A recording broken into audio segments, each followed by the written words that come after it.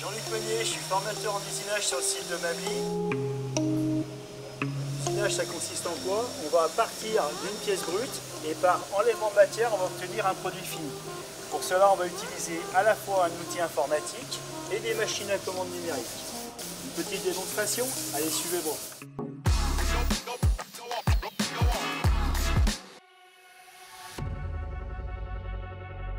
Je vous ai parlé du volet informatique, on y est. On va partir d'un plan papier, on va retranscrire toutes les informations qu'on trouve sur ce plan sur le logiciel SolidWorks. Le logiciel SolidWorks, c'est le logiciel où on va modéliser notre pièce en 3 dimensions. On va pouvoir la faire tourner pour vraiment valider toutes les informations qu'on retrouve sur notre plan.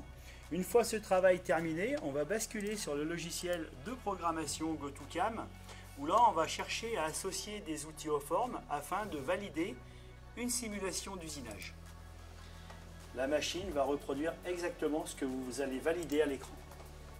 Une fois qu'on a validé la simulation d'usinage et qu'on a validé le parcours d'outils, on va pouvoir, grâce à une fonction, éditer le programme, c'est-à-dire l'ordinateur va calculer toutes les trajectoires que va ensuite reproduire la machine.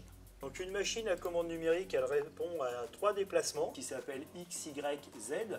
Et à chaque axe, l'ordinateur va calculer une trajectoire exprimée en millimètres, dixièmes, centièmes et microns.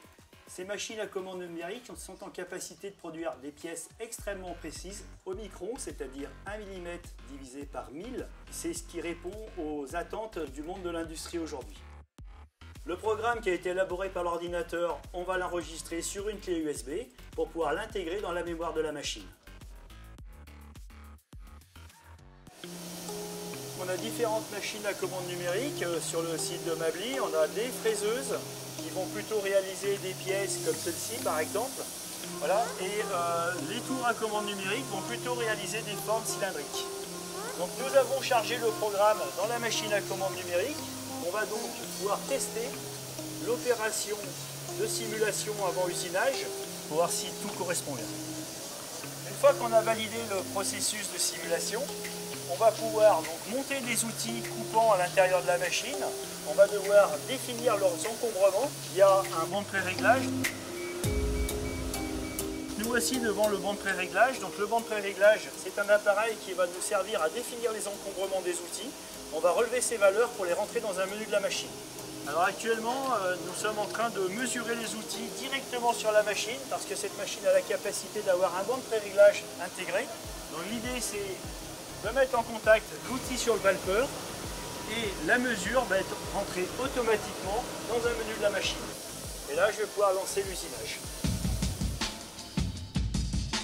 Alors, on retrouve le brut. Ce brut est mis en place dans la machine. La pièce donc, va être animée par un mouvement de coupe. L'outil va venir en contact sur la pièce. Les axes vont donc donner forme à la pièce. Ce qu'on retrouve, le déchet, ce sont les copeaux. Ensuite repartir au recyclage. Alors, la pièce vient d'être terminée, donc on va pouvoir procéder maintenant au contrôle.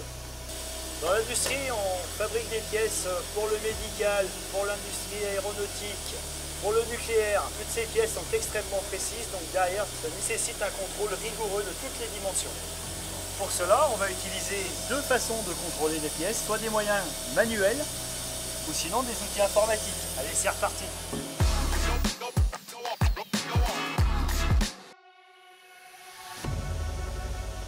Donc sur cette machine, on va pouvoir contrôler grâce à un palpeur toutes les dimensions de la pièce.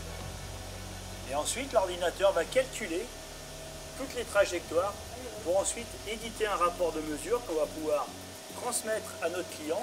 C'est un gage de qualité.